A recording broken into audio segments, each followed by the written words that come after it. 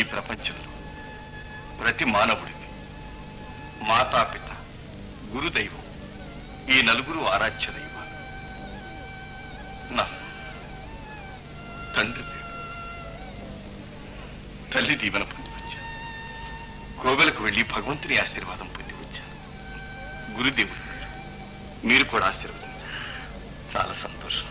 భగవంతుడిని చల్లగా చూస్తాను నాయన.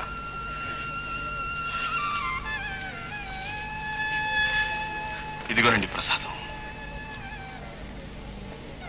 ప్రకాష్, ఈ కాలంలో ఇంత చదువుకుని కూడా ఇంత దైవభక్తి ఉండడం చాలా విశేషం. ఇదంతా నిన్ను కనిపించిన తల్లి ప్రభావం అనుకుంటాను. అవునండి, అంతా మా తల్లిగారి చలవే. కూర్చోలేనా? దానికి తోడు మీ గురుత్వం లభించడం నిజంగా నా అదృష్టం. మీరు సూర్యుడు లాంటి వారు. సూర్యుడు నిస్వార్థంగా కాంతిని ప్రసరించినట్టు ప్రతిఫలాపేక్ష లేకుండా మీరు విజ్ఞానాన్ని ప్రసారిస్తున్నారు. చూడు ప్రకాష్, రోగికి ఔషధం, ఆకలి ఉన్నవానికి అన్నం, విద్యార్థికి విద్య, ఇవి మూడు సాధ్యమైనంత వరకు దానమివ్వవలసినవే గాని అమ్ముకోవలసినవి కావు. అమ్మా అమ్మా అమ్మా శాంత, రామ్మా. అక్కడే కనపడ్డావే? మనవాడేం కాదులే, మనవాడే. ప్రకాష్ అని మా కాలేజీలో లెక్చరర్ గా చేరాడు. డాక్టరేట్ కి థీసిస్ తయారు చేస్తున్నాడు. నమస్కారం. పోయి ప్రసాద్ కూడా అతనే తీసుకొచ్చాడు.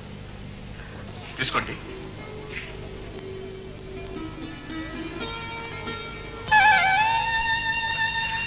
అమ్మ చూడు, 2 కప్పులు కాఫీ పంపించు. మీ కుమార్తె అండి? నా కుమార్తె, నా తల్లి కూడా. ఆశ్చర్యంగా ఉందా? అదొక పెద్ద గాథ ప్రకాష్. శాంత 6 నెలల పిల్లగా ఉండగా ఆమె తల్లిని పోగొట్టుకుంది. ఆమె తండ్రి నాకు ప్రాణ స్నేహితుడు. పాపం భార్యావియోగం భరించలేక కృషించి మంచమెక్కాడు.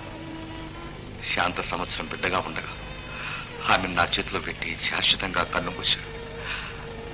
ఆమె దాకా ఇంకా 2 పిల్లలు ఉన్నారు. నాకు ఒక కొడుకు, ఒక కూతురు. ప్రకాష్, ఉంటున్నానా? లేదండి, నాకింత చనువిచ్చి మీ కుటుంబ విషయాలు చెప్పినందుకు చాలా సంతోషంగా ఉంది. ఆత్మీయుడు అని చెప్తున్నాను నాయన. అప్పటి నుంచి శాంతను సొంత బిడ్డలాగే పెంచాను. ఇప్పుడు ఈ వయసులో ఆమె నన్ను తల్లిలాగా సాగుతుంది. పూర్వజన్మలో శాంతి నా తల్లి ఉంటుంది ప్రకాష్. ఏ కారణం చేతో తల్లి బిడ్డలు విడిపోయి ఉంటుంది. అప్పుడు తీరని తల్లి మమకారాన్ని ఇప్పుడు ఈ జన్మలో ఇలా తీర్చుకుంటుంది. అందుకే ఆమె పేరు పెట్టి పిలవను, అమ్మ అని పిలుస్తాను.